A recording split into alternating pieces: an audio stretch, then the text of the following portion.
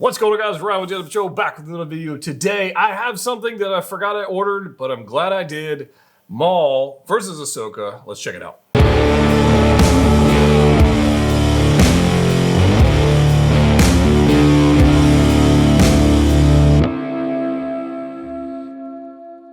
That's right, we're back. I have another statue, and I was actually trying to limit the number of statues I've had coming into the collection. Just running out of room for them, and I want other things in here. But evidently, I ordered this from Collector's Zone, so you want to check it out. Marcos, Collector's Zone, there's a link down there for him, the discount code for you guys. He messaged me and said, here's your shipping information. And I forgot I ordered it, but there you go. I do have the art print, and I forget which number I have. I have the art print that came with this, came out a few months back, and I have yet to find a spot for it on the wall. But I will now that I've got the statue. So when this thing was first announced, we didn't know what scale it was. In fact, I don't think it's been officially announced what scale it is. But I will tell you, it's pretty dang close to 1/6 scale. Pretty dang close.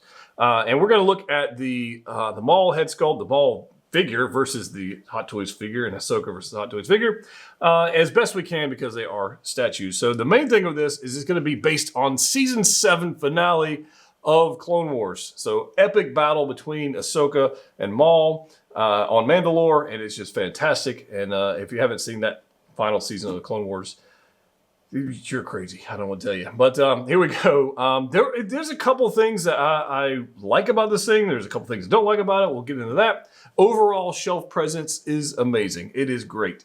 It is a very, very heavy base, which it has to be to support these flying acrobatic figures going through it. But very heavy base with the throne there on Mandalore. It's got some battle damage on it. The paint applications on the base itself are basic. They're not fantastic, but I'm going to give it a little bit of a pass on because it's supposed to be animated and it's not supposed to be lifelike. So an animated, we're going to give a little bit of pass on that. There's some nice speckling going on the slab parts of this thing.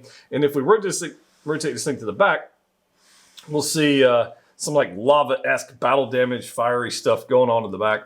And it looks pretty good, although you'll never ever see that unless you've got yours on a weird display where you just look at the back of your statue. So there's that. But it is there. So we can be thankful that they at least took the time to do that. On the top part here, it's got this translucent, it's plastic, it's not glass. Right here it's translucent, or it's resin of some kind. I think it's plastic. Translucent of some kind going right here. And it's okay. It's nicely done. There's some nice weathering going on. Again, through the bottom of this thing, we rotate this guy around, and we see Maul fighting Ahsoka Tano in the finale of Clone Wars. One of the coolest things about this has to be the head sculpts. They are quite fantastic, especially because we wanted to get some Clone Wars animated style head sculpts from Hot Toys. We didn't get those. Sideshow is making some Clone Wars animated figures, which have their own difficulties. You can check out the video up there if you like. But it's this statue right here is, I really don't have that many complaints about it. The only thing I would say, and some other collectors have kind of said the same thing, is it would be nicer and pose-wise if they were like going at each other as far as like fighting versus both going in a same direction, almost like a dance.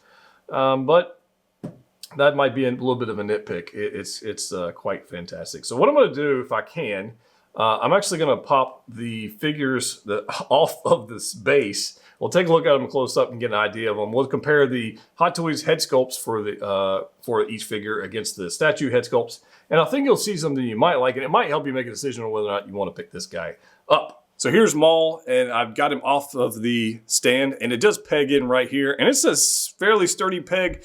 I had to work it in there just a bit to get it to work properly and seat in properly. In fact, you can almost see some of the paint rubs where I had to like kind of force it in there. Paint application is not a whole lot going on here. Again, it's supposed to be animated style, so I'm going to forgive that a little bit. Some shading going on with the browns of the pant and the upper top. He's got his belt, if you will, here with some nice yellow-orange accents, some nice blue, and then it kind of like a little feathered action going on the back all the way around. And then, of course, he's got his iconic, if I can do this, he's got his iconic robot legs which are nicely done. There's some nice dry brushing going on in here. This is pretty much matte black and dry brushing going on the edges. So it does look fairly nice. And again, it's sturdy. I don't think you have to worry about it, falling over or anything like that, especially based on this peg and the weight of the actual base. He does have the in-action blades, and they're similar to Hot Toys blades, other than they're more rounded here, and the Hot Toys ones seem to be a little bit more triangular, if you will. But there is some nice transition from red to translucent here, and then on the opposite side up here. And there is 2 different pieces, so you got to put in the arms and then the blades go in. And they're not perfectly connected, as you can see right here. They're kind of, at least on my copy, they're kind of connected, which is fine for me. I don't have too much issue with that. And then we have this sculpt, the paint applications and the tattoos, and it just looks freaking cool. Size-wise, very much in scale with a 6 scale figure. I'm going to do my best. You can see, I've got a G-Shock over there. You can see a little bit of action going on here. We'll see here with our 6 scale Hot Toys Maul. So it's pretty stinking close to 6 scale. Pretty stinking close. And if I had to give an edge to one of these over the other, it would definitely be this one, and it's got to be based on the head sculpt. So let's take a closer look at that real quick. In fact, I can actually pop the head off of this thing. Might make my life a little bit easier. So let's take a look at these 2 guys. You can see the differences. The animated style versus the live action style, if you will, from Hot Toys they're offering. Scale-wise, this head is a little larger and a little more elongated. So it's kind of maybe like one 5.6 scale or something like that. It's kind of like that. I'm going to pop this head off of this Maul. Since it is magnetic, we can do that. But I want you guys to get an idea of scale. But here we go. This is what we wanted from Hot Toys. I feel like, at least for me anyways, I wanted this elongated, gnarly. It's got the horns. It looks fantastic. This is what I wanted from Hot Toys. Instead, they gave us this. Now, this is going to be obviously based on Ray Park from The Phantom Menace, but this is actually the Clone Wars head sculpt. So it should, like they just reused the head sculpts, all they did. But this is what I wanted to see is the differences. So you can see in scale-wise, definitely more, it's very similar in scale. It's not exact, but you can see how this one's a lot more elongated as it should be from the animated series. So again, if I had to give a win, it would be to the statue because I think it's just so much better just for the representation of the animated style. So yeah, I dig it. Now taking a look at Ahsoka, it's just the same story. You've got shading going on. Up here, you got highlights of blue, some silver, a little bit of brush going on the lower part here. Brushes going here, dry brushing going on down on the boot section. It looks quite fantastic. And it's exactly what you would expect from an animated series paint application. Again, she has the dual wielding blades got here. Nice gradation from the light blue to the translucent there. And same on this side. Very similar we saw with Maul and we saw on the base. Where this thing shines, though, is got to be this head sculpt. I mean, this thing is gorgeous. Absolutely gorgeous. Big fan of it. If Hot Toys decided to give us one of these, I would be over the moon with it. I know they didn't decide to do that. They tried to do some live action thing, which is okay. But this right here, this movement and this pose, I mean, it's quite good. But let's pop this head off of here. It's not too hard to do. This little magnet. If I can do this now, I can tell you that on mine, pulling the head off, I have got a little paint rub going on right here. I don't know if it was there originally or it happened when I was removing a head. I'm not sure, but be mindful of yours. I'm not 100% sure. Like, see how close that comes, like right there? So that might have been, I don't know. I didn't pay that much attention to his unboxing. I probably should have, but that is unfortunate. And the arm, it does come off. Those are magnet arms. So maybe I can get a replacement on that. I'm not sure, but it really should not happen that way, honestly.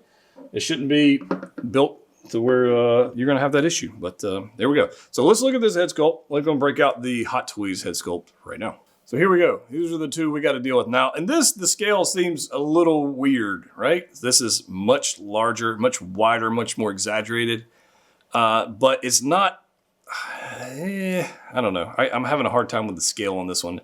I can tell you the paint application on this one is more favorable than this one. This one's more like a tangerine. I'm not even sure.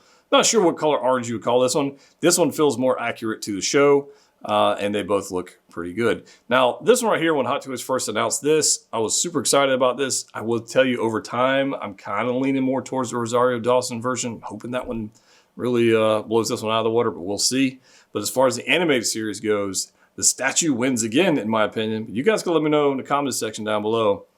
I really think the statue wins out on the head sculpt for Ahsoka. This right here, I just think they did a really good job with this. So the paint applications look pretty good. Other than that one issue of this scratching on the arm, which I can probably get a replacement. I'll message Marcos about that. But it's actually pretty good looking. While I may have forgot that I actually ordered this thing, I'm actually super excited that I ended up getting it because it's going to look great next to the art piece I got. And as far as animated series goes, this might be one of my favorite pieces in the collection so far, which is kind of crazy to say, honestly. Out of all the 6 scale stuff I've got, this best represents the animated style than anything we have received so far, which is sad in some respects. Anyways, that's my thoughts on this guy. If you want to pick one up, I'll put a link down below. You can find one. I'm sure it's available somewhere. But I am pretty stoked for this. If you want to pre-order statues or figures, anything like that from Collector's Zone, there's a link down there for Marcos as well. I'm actually pretty stoked to have this. Let me know your thoughts in the comment section down below. And if you haven't already subscribed to the channel, do so. And if you want to check us out on Patreon, you can do that as well. As always, click what you like. See you next time.